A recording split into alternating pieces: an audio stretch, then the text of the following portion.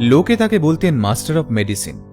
যে অপারেশনগুলো করতে অনেক দক্ষ ডাক্তারেরও হাত কাঁপত, তিনি তা অতি সহজেই করে ফেলতেন। এই মানুষটির জন্যেই বর্তমানে লিভার প্রতিস্থাপন করা এতটা সহজ হয়েছে।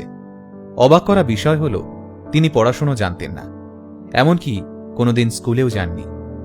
কিন্তু কেপটাউন মেডিকেল ইউনিভার্সিটি, যা চিকিৎসা জগতের ডাক্তার পড়াশোনার জন্য বিশ্ববিখ্যাত প্রতিষ্ঠান, তাকে সম্মানিত করেছিল শ্রেষ্ঠ চিকিৎসক হিসেবে। কিভাবে সম্ভব এটা?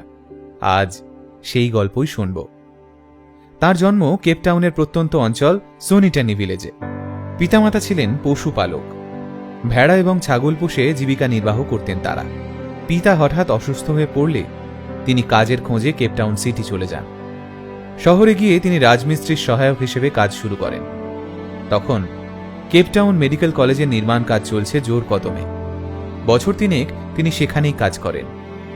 কিন্তু কাজ শেষ হয়ে গেলেও ওনার কর্মের প্রতি নিষ্ঠা দেখে মেডিকেল কর্তৃপক্ষ ওনাকে সেখানেই রেখে দেন এবং টেনিস কোর্টে ঘাস পরিষ্কার করার কাজে নিযুক্ত করেন। 3 বছর এভাবেই চলতে থাকে। একদিন প্রফেসর ডাক্তার রবার্ট ডায়াস একটি গবেষণার জন্য জিরাফের অপারেশন করছিলেন। অপারেশন চলছে, ঠিক সেই মুহূর্তে জিরাফ ঘাড় নাড়তে শুরু করে দিল। এমতাবস্থায় জিরাফের ঘাড়টা শক্ত করে ধরে রাখার জন্য একজন শক্তপোক্ত মানুষের প্রয়োজন হয়ে পড়ল। তিনি তখন ঘাস কাটায় মগ্ন। প্রফেসর তাকে ডেকে নিলেন অপারেশন থিয়েটারে আর বললেন, জিরাফের গর্দানটা শক্ত করে ধরে থাকো। অপারেশন টানা 8 ঘন্টা চলতে থাকে। এর মধ্যে গবেষণা টিম মাঝে মাঝে বিরতি নিতে থাকেন। কিন্তু টেনিস কোর্ট থেকে অপারেশন থিয়েটারে পা রাখা মানুষটা টানা 8 ঘন্টা ধরে থাকলেন জিরাফের গলা। অপারেশন সমাপ্ত হতেই তিনি চুপচাপ বেরিয়ে গিয়ে আবার টেনিস কোর্টে ঘাস কাটতে লেগে যান।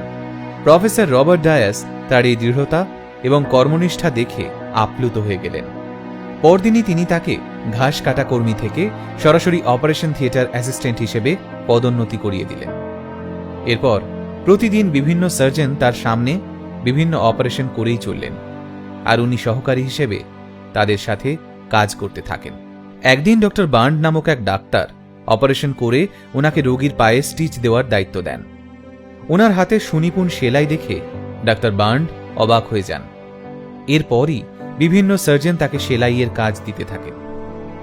দীর্ঘ সময় অপারেশন থিয়েটারে থাকার কারণে মানব শরীর সম্বন্ধে তার যথেষ্ট ধারণা হয়ে যায়। মানবদেহ সম্পর্কে ডিগ্রিধারী সার্জনের চেয়েও তিনি বেশি জানতেন।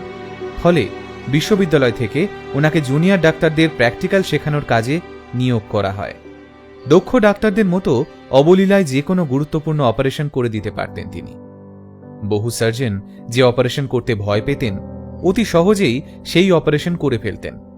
1970 সালে এই ইউনিভার্সিটিতে লিভার নিয়ে একটি গুরুত্বপূর্ণ গবেষণা হয়।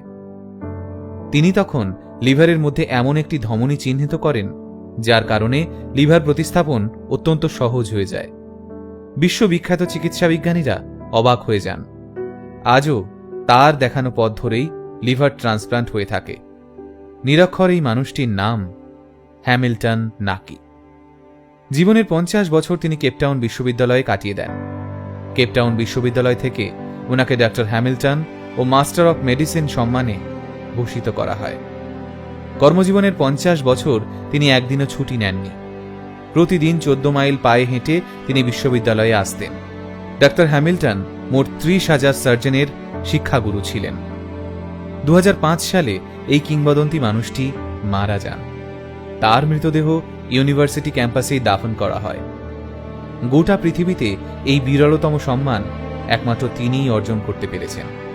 সার্জন ডাক্তার হ্যামিল্টন প্রমাণ করে গেছেন, জীবনে বড় হওয়ার জন্য কেবলমাত্র পুঁথিগত শিক্ষাটুকুই যথেষ্ট নয়।